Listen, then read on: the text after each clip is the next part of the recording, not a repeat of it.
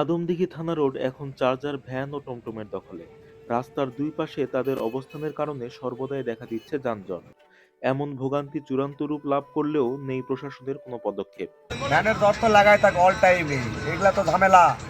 তো এটা কি প্রশাসন দেখে না? প্রশাসনের গাড়ি যায় না প্রশাসন এদিকে? দেখে না, প্রশাসনের গাড়ি গেলেও খেয়াল করে না। আমরা স্থানীয় যারা আছি আমাদের কাছে এমন একটা ফিল হয় যে এটা ঢাকা শহরের মতো জামেত করে আছি। একটা দোকানে যদি নির্দিষ্ট সময়ে পুষতেই পারি না আমরা, কিংবা কোনো জিনিস কেনাকাটা কিংবা স্কুল কলেজ যাওয়ার কোনো কিছু হয় না। এই রাস্তা দিয়ে আমরা স্কুলে যাওয়ার জন্য স্টুডেন্টদের অনেক ভোগান্তি হয়, যারা পরীক্ষার্থী তাদের ভোগান্তি হয়, যে যানজট হয় সব কিছুর এই অটো ভ্যান ট্যান এইসবের জন্য। আর এটা থানা রোড আমার মনে হয় না কোনো একটা ভিআইপি যদি আসে থানাতে আসে সেটা নির্দিষ্ট টাইমে না, এই ব্যাপারে কি প্রশাসন কি এদিকে? আমরা তো জানি এখানে একটা না না, থানাও আছে। প্রশাসন কোনো কিছু করে না। যখন এসপি আসে কিংবা কোনো রকম ইউনো স্যারের জন্য থানাতে মিটিং হয় তখন পিটায়া পাটায়া সবকে সরিয়ে দেয়, তাছাড়া কিছুই হয় না। এখানে বিশেষ করে আমরা এখানে দোকান পাটিয়া করি, বিশেষ করে এমন জাম হয় যে পাবলিকের যাওয়া আসার সমস্যা হয়, আমাদের দোকানদারি করতে সমস্যা হয়। যে এটা একটা প্রশাসনের পক্ষ থেকে এটা ব্যবস্থা নেওয়া আমাদের একান্ত দরকার। ওনার সে চলাফেরা খুব কষ্ট হয়, তাদের জন্য যথাযথ একটা স্থান নির্ধারণ করে ভ্যান স্ট্যান্ডটি যদি সেখানে আমরা স্থাপন করতে পারি তাহলে ব্যবসায়িক, শ্রমিক, সাধারণ মানুষ সবারই জন্য অনেক সুবিধা হয় এবং ভালো হয়। কাকা, আপনার নাম? শ্রীকানায় চন্দ্রমালী। আপনি তো পেশায় একজন ভ্যান চালক। হ্যাঁ, আপনার বাসা কোথায়? তালসন।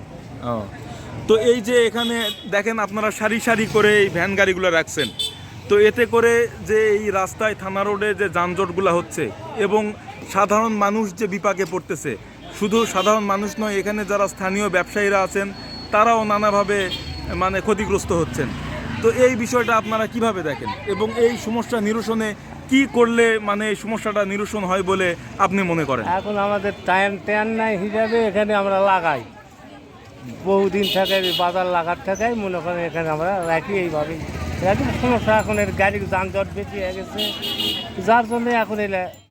সালাম আলাইকুম কাকা। ওয়ালাইকুম সালাম। কাকা, আপনি এখানে ভ্যান চালান? হ্যাঁ, কতদিন থেকে ভ্যান চালান? 8-10 বছর।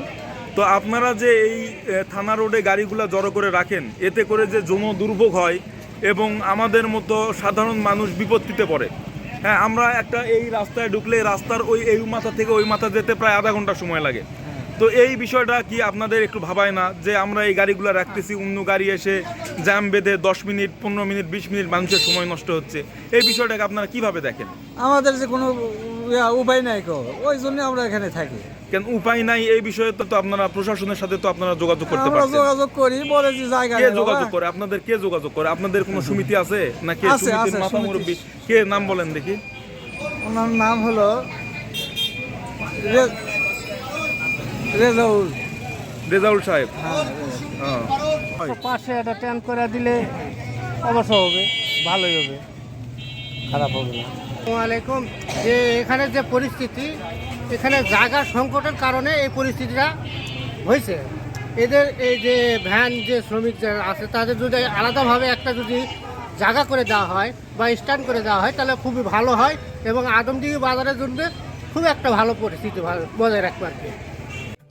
এই যানজটের কারণে পথচারীদের দুর্ভোগ বাড়ছে সময়ের অপচয়, প্রচণ্ড শব্দ দূষণ, পরিবেশ ও স্বাস্থ্য ঝুঁকি, জরুরি সেবা প্রদানে বাধা ও অর্থনৈতিক ক্ষতি। তাই অতি দ্রুত এই সমস্যা নিরসনে আদমদীঘি স্থানীয় প্রশাসনকে ব্যবস্থা গ্রহণের জন্য অনুরোধ করা হলো।